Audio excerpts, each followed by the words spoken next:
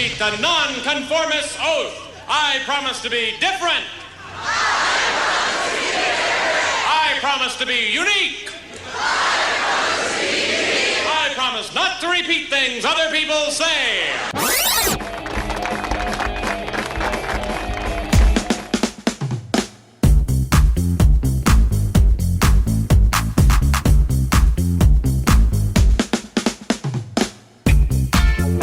Okay, so welcome to Positive Blatherings Remote Edition, where I am in my in the control room, and Debra Ross from KidsOutandAbout.com, my good friend, is in her home office. Is that correct? Far away from you. Far away from me. This is my home office. Social distancing exponentially. Right. And you have the lovely stained glass window, which really, it really ties the podcast together. Thank you. Right. This is sacred ground. Is that right? Yes. I don't have my sound effect of the angels, the angelic choir. But that would be good. Everybody can imagine it. Yeah. I spent too long trying to get this little screen set up to work, so sound effects sort of took a back seat. Right. But the reason why I wanted to talk with you on the blathering was because of obviously what's going on with this global pandemic, right, where the kids are out of school and the kids are at home, and some of us are lucky to be home with them to sort of shepherd their schooling and their day-to-day time management. I am not lucky enough to be able to be home with them with my kids all the time, but they're also old enough to where they can sort of do that themselves to some extent. Right. So I wanted to kind of talk to you about, the whole, it's a big job. People are not used to having to, now you homeschooled your children, so you have that experience and you can maybe give some advice to folks. So, I mean, how do you start with this? Like, what's the best thing to first start doing? Absolutely. So wait, no. The first thing is not to start doing. The first thing is to start thinking. Okay. The first thing is to take a bit of a step back here, right? Because, ask yourself the question, first of all, why am I educating my children? Right? Normally, what you're doing when you're educating kids is you are preparing them for a life in which they can do work that matters, that they enjoy, that they can use to sustain themselves upon the earth and not rely on you anymore, right? And so the whole point of education is they need to know stuff. They need to know facts, and they need to know how to do stuff, right? So let me just put my employer hat on instead of my parenting hat, okay? When I'm hiring somebody for my business, I am really only interested in those two things. Well, 3. Do you know stuff? Can you do stuff? And can you learn stuff? Right? Yeah. Are you flexible? Can you adapt? Right. I have minor questions, which are, can you think? Can you write? Really important to know how to write. Can you reason logically? And can you act under a bit of pressure? What happens to you under pressure? Notice I don't quiz them about when the Pilgrims came to New England, which Native American tribes migrated from where and how their history is. I don't ask them about European history or African history. I don't even quiz them on science. What I'm interested in is a person who's engaged in the world, has interests, has passions, and wants to work and learn new things. And I think I mentioned before, but I'm going to say it again, can write. Mm-hmm. That's the person you want to turn out. You want to turn out a person who is culturally engaged in the world, who is thinking and who's going to contribute to society. So taking that step back, the next closest question is, how are you going to use this time to have that effect?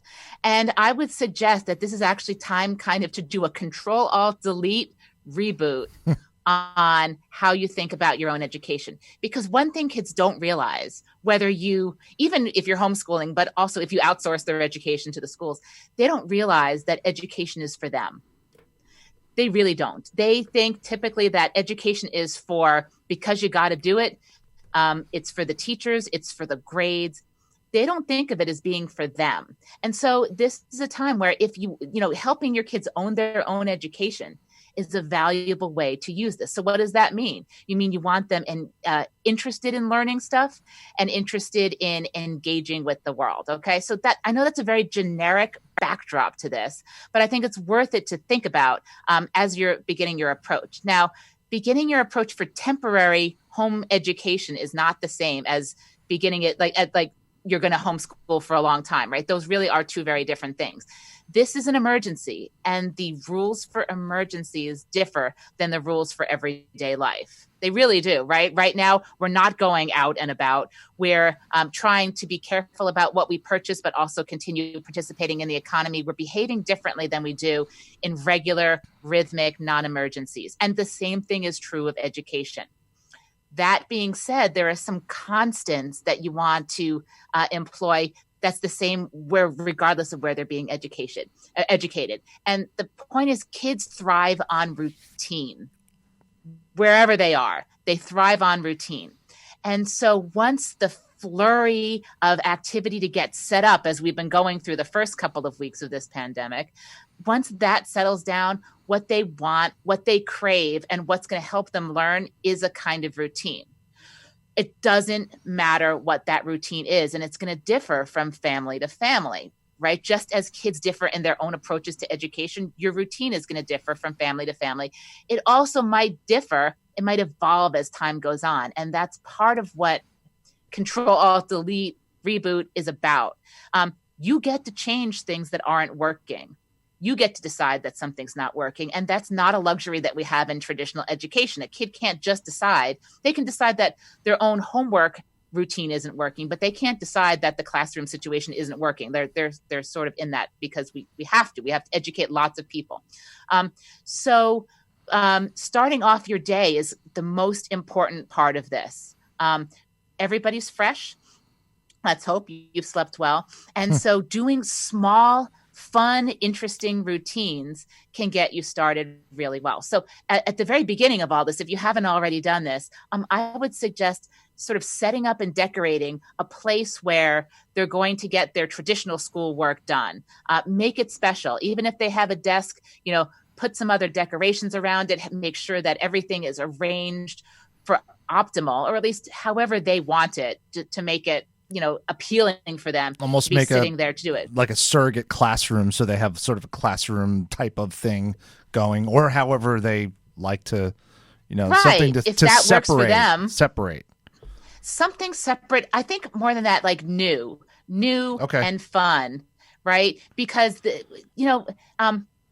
we're all anxious. Kids are anxious about whether they're going to be able to keep up. They're anxious about whether they're going to stay healthy. They're anxious about whether their parents are going to stay healthy. So are we. We know not to convey that anxiety to kids. And part of that is doing what we can to make this an adventure. And that's another thing that if you fly back out of this at our 30,000 feet, they're not going to remember whether the kid next to them learned more fractions than they did in this time, right? Whether the kid that normally sits next to them. This isn't a competition. What are they going to remember? What are they going to take away in the upcoming weeks and months and decades? What are they going to tell their children? Wouldn't it be great if they can say, this was a crazy adventure. Let me tell you about it. And so if you think about it that way, you have the ability right now to sculpt what that adventure is. So if it's, I learned stuff about the world, I learned stuff about myself, I kept myself engaged, and I practiced and mastered something. It could be podcast, right? They could learn how to make a podcast right now. You can Google that. You can look at it you can learn how to do a podcast. Not that I'm saying what you do is trivial, Scott, but I don't want to say anybody could do that, but kids can get going on that. They can start doing it. We have the technology. They probably already have it.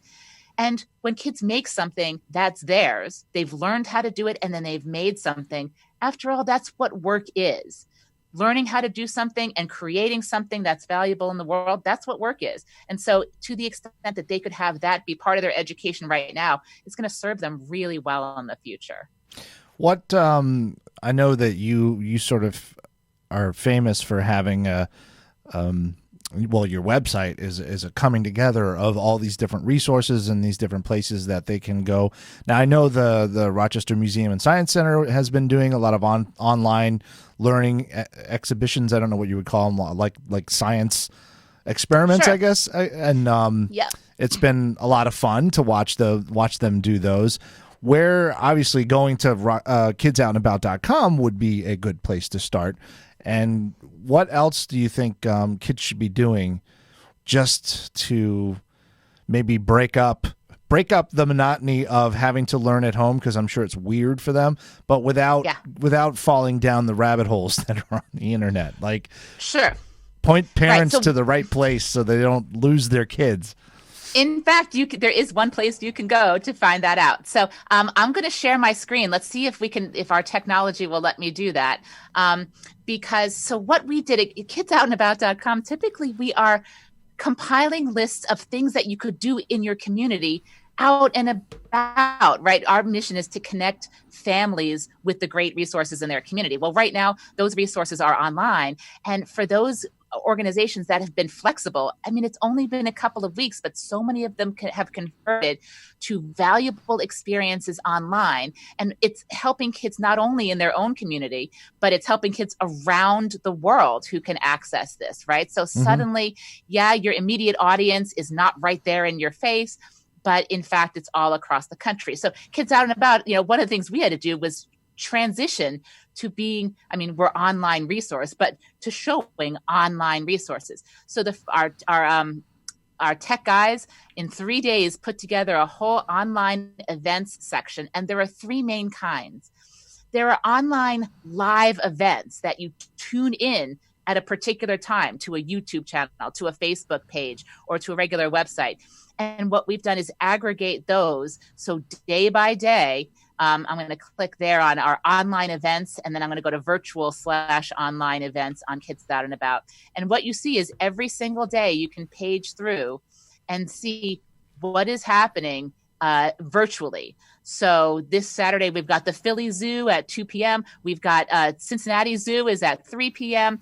We've got a cooking club. We've got the Phoenix Zoo. We've got virtual marine biology field camp. We've got lunch doodles with Mo Willems, and on and on. It's just endless. I'm going to page through. So you can't imagine the dozens of things that there are to do at particular times every day, right? There's a virtual Facebook morning meeting with wildlife ambassadors at 10 a.m. Eastern, right? Every day. That's really cool.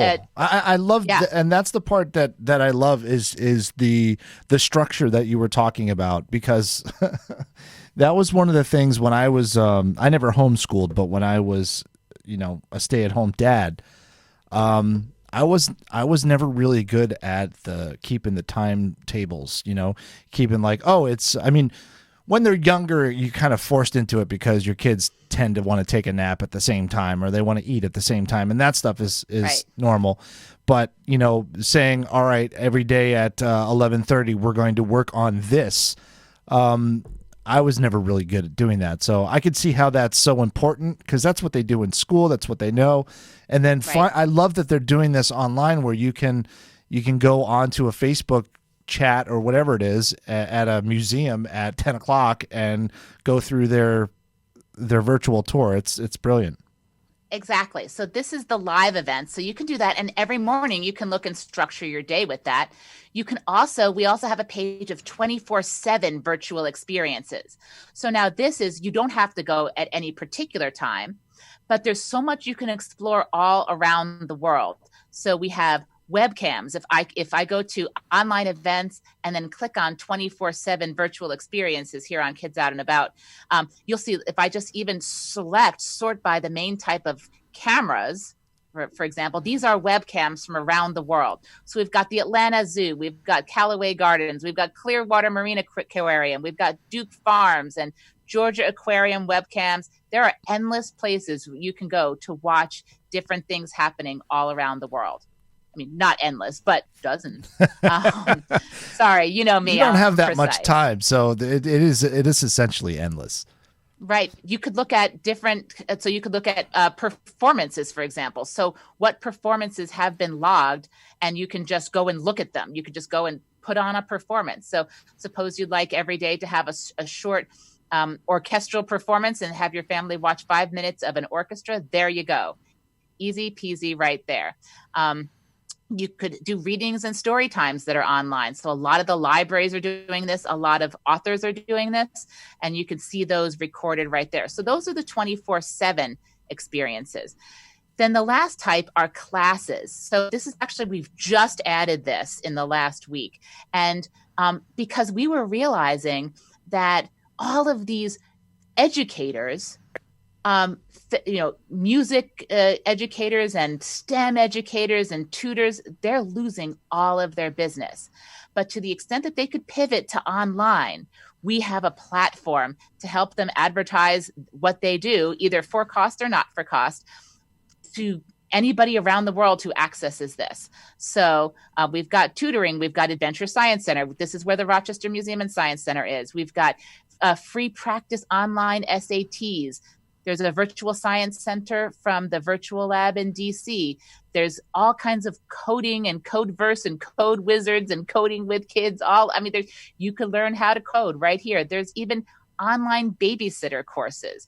And of course, Khan Academy, Salman Khan is my hero. He's put all kinds of amazing learning videos online for free for the last, I think it's about a decade, sort of spreading education for free throughout the world. We're doing that in our small part to aggregate these experiences, and also to help music teachers get the word out that if they want to teach violin by Skype, here they have a way to reach all kinds of people who are interested in just exactly that. That's awesome. Wow. Thank you. You've done this before. I'm just joking. Not like this though. This has been a challenge for all of us.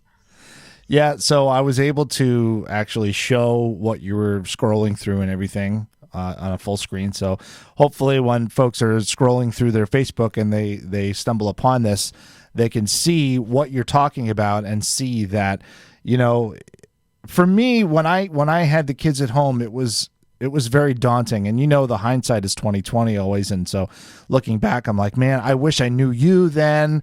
I mean, it was toward the end when I met you. So I was already like, oh, darn. Right. But I think this is a great resource for parents to jump in on. And I know there's a lot of parents that are a little insecure about taking on the homeschooling subject and just that responsibility is pretty great. Yeah. But really relax, right? Yeah. You put it very perfectly. It's really, if you break it down to its simple parts, what you really want to accomplish with your children and what you want them to be when they are out of school, I think if you keep that in mind, if you keep those factors in mind, you should be okay. Yeah, I agree. It's not exactly what they're going to learn here. It's that they're going to keep themselves learning and start to own their own learning during the whole course. So I would act much more as a kind of friendly mentor, and I'm going to help you do this thing that you need to do for school, rather than you must sit here now from 9 until 10:30 a.m. and work on these math sheets so that and I'm not going to give you online screen time unless I would not have it be that way. I would have it be, what do you need so that you can get this accomplished? How can I facilitate this? And get them to make those decisions and learn, they'll take ownership of it in a way that if you're just the taskmaster, then, they're happy to rebel against you. Mm-hmm. In fact, one of the things that I did learn from when homeschooling, and this is going to be the case for parents even temporarily homeschooling, there's a lot more crying in homeschooling than there is in traditional schooling. That more doesn't crying. Stop, right? Crying. Yeah. They're going to cry. It doesn't matter how old they are. If they're in high school, they're going to cry too. Okay. There's crying. Know that there's going to be crying. There's going to be mess. Know that there's going to be mess. So under a time of stress, relax your standards about, the way your house is, engineered and working, and relax about getting any specific thing done. Don't let yourself be dragged into that fight. Help them take ownership of it. That's a really good point. I don't want to sound like a defeatist, but my kids are 16, 15, and 13, and I'm so busy with my 2 jobs that are still going, Right. I'm fortunate enough that I'm still working to some extent, enough that I'm not there with them. And I kind of wish I was able to. I was actually thinking about dragging them over to the studio for a few hours a day and sitting them each in the individual rooms and saying, all right, you're doing that, you're doing that, you're doing that. And I haven't I haven't exactly instituted that regimen yet. But I'm considering it because my kids, and I don't know if this is true with other people, my kids feel like it's a vacation right now. Yeah. The other night I was getting up for work. It was 4:30, and they were still up from the night before, and I was like, "What are you doing? Get to bed." Yeah, I would probably say the same thing at 4:30 in the morning. But I don't want to say it's not vacation. I don't want to say it is vacation. It's something entirely different. And so if the whole family is in this together, then you can ask them for what you need, which might be assistance in the studio, and they can ask you for what they need, which might be structuring home time, right? If you get them to own their goals, like you naturally own your goals because you're an entrepreneur. Kids don't naturally own their own goals. So if you can use this time, you were talking about yourself as a shepherd, and I like that, to shepherd them into an ownership of what they want to accomplish during this. But you need to accomplish stuff. Kelly needs to accomplish stuff. Everybody does. And so this is we're all in this together. What do you need to succeed kind of attitude? Now I just pictured myself in the flowing robe with the big staff sort of walking with them following me. It's an image. It's an image that you'd try to get rid of. Yeah. So what else do you have for people? Maybe they don't have kids and they're looking for online things to keep themselves busy. And for me, I'm always interested in learning. I love movies. I love movies that are about historical things that actually took place, even if they're slightly dramatized. When I watch a movie about a certain person or whatever it is, I find myself falling into the interweb hole of their history, and I go there, and I'm just, enamored with whoever it is. Even if what was it? I was just watching something so I watched Ford versus Ferrari. Did you see that movie? I have not seen it. It's not a movie that I normally would have wanted to go see, but it was essentially about Carroll Shelby, who created the Shelby automobiles, and he was working with the Ford Motor Company to create a fast car to take on the Ferraris in the Tour de Le Mans, the 24 Hours of Le Mans. And I'm like, I'm not a race car guy. I'm not into any of that stuff, but I found it just the story was fascinating. And now I'm on the internet looking up Shelby and learning about his history and stuff. And it's a subject that I really, it's somewhat interesting, but it's not anything that I would ever look up. So it's kind of funny. Let me ask you a question. Can I ask you a question? Here, Sure I'm going to can. turn the tables for 1 second. Did you do this when you were 15? I did. I mean, when it was usually inspired by a movie, but see, I'm a little bit different. I mean, I've always been kind of a history buff. So even I remember going back when I was probably 15, and my aunt bought me a book that was a pictorial history of the Civil War, and I just ate that up. I loved it.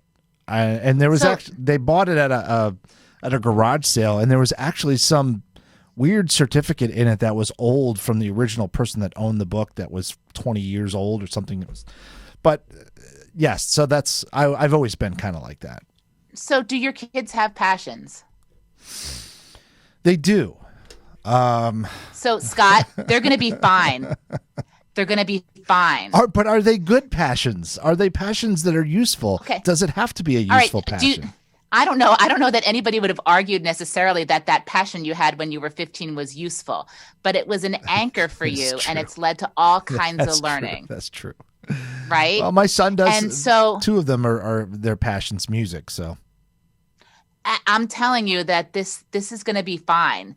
The very specifics of how they spend this time isn't going to be what's memorable, right? If they have a small amount of structure to get done what they need to do, but then they get this time sort of to unleash their passions and follow them, even if it's happening at 4:00 in the morning.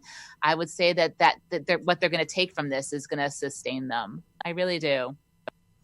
Well, as long as their passion is not continue to be ramen noodles at 3:30 in the morning, I'm good. That's where the passion seems to be now. But so we've got two of them music. I do have my youngest, Abby. She has been getting really excited about writing short stories, which makes me very, very happy. I read some of them. You know, it was a real challenge because I just wanted to go through and say, okay, let's work on these sentences that you have here. But I had to take a step back and just appreciate the desire to create and leave it at that and encourage that and say, we'll worry about the fine tuning later and let's just get you excited about creating stories. Do you know what you could do with her, though? So here's something that combines both of your passions. There is a film festival called the 92nd Newberry Film Festival. Yes. And what this is, for those who don't know, this is every year. I think it's going to be the 11th year this coming year, where kids create very short movies, 90 seconds long, that tell the entire story of a Newbery award-winning or honor book in 90 seconds.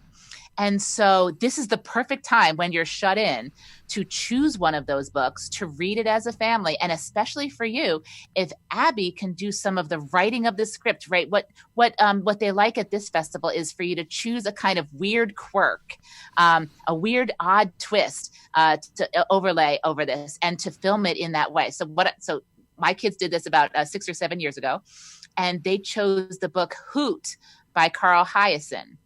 And they filmed Hoot, the whole story, with their friends in 90 seconds. This could be with your family as well. It doesn't have. I think they're going to have a special family edition for this year. But so they filmed it, and they filmed it in the style of a Japanese Godzilla movie. It was black and white. Nice. The bulldozer in Hoot, the evildoer in Hoot, was Godzilla. So that Godzilla was a bulldozer. They did it in black and white with bad overdubbing in 90 seconds. And so that's just one example about how you can film. And if you go to 90secondsnewberry.com, the instructions are all there. You can see all kinds of films, 90-second films that kids have created over the years, and get yourself some ideas. So that's a way to combine your passion, Abby's passion, and then toss a little literature in there. You could do Ramona and Her Father. It's Abby and Her Father, but you could do Ramona and Her Father, which is a Newbery Honor book by Beverly Cleary, and you could film that in 90 seconds, and you could play the father. That sounds like a great idea, actually. So they have a list of the books that they do. They win. There's a lot of them. It's a book that wins their award, the Newbery Award or something. Is that what? Correct. Okay. So there's about 100 years of Newbery Award-winning books. Okay. And there's an honor book also. So there's, I think, about 200 books to choose from, and they're all kids' books. They're all excellent books. Some of Laura Ingalls Wilder won one year. There's the Long Winter, I think, won the Newbery. We have a local author named Linda Sue Park who won it in 2001 for her book A Single Shard. So that tends to be popular for Rochesterians. But Mr. Popper's Penguins is very popular. I mean, there's all kinds of these wonderful books that you can just choose, read. It's the perfect time.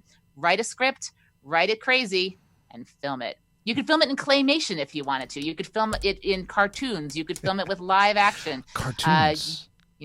That's not a bad idea, considering one of my kids, his passion is art and drawing. Although he's very much into anime, which I have to get my head around. But that's okay. There's nothing wrong with that. Right. Nothing wrong with that. So we've got. So you could do it that way. We've got the music score. My son can write the music. My other son could animate it, and my daughter could write the script. Look at it. We're already set. That's it. Perfect. That's what we're doing. And it's only 90 seconds. It's not like making a feature film, because I know that's really hard. Yeah. Anyway. So that's perfect for your family and for others. I think you should continue to join me on Fridays on the air. We can do it this way if you want. Sure. While I'm still on the air. Yes. But anything else you want to add? Because we're coming up on the end of time here. Yep. No, I just think that, again, this is an adventure, right? Life is beautiful.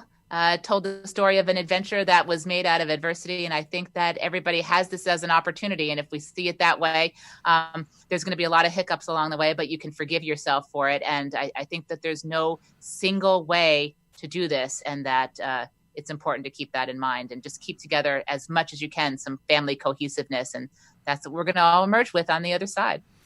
Well, thank you so much for taking the time. Debra Ross from kidsoutlandabout.com and entertainmentcalendar.com and beyondthenest.com. Beyondthenest.com, right. Okay. Thank you so much for joining me from your beautiful stained glass room. Thank you. I just love it that the rocks behind it. It almost looks like you're in a medieval. If I said you were joining me from a medieval church in England, it would have Right. totally worked. This used to be the back of my house, actually, and the last owner enclosed it with salvaged material from a church. So that's why you see the stained glass in here. Ah, perfect. How Yeah. perfect. It's now your sanctuary. It is. There you go. So people can find you at kidsoutlandabout.com and all your links there. Exactly. Just look for online events on the menu and you will get to everything. Beautiful. Thank you so much for joining me. My pleasure. I'm going to fade to black, but you're going to stay right where you are.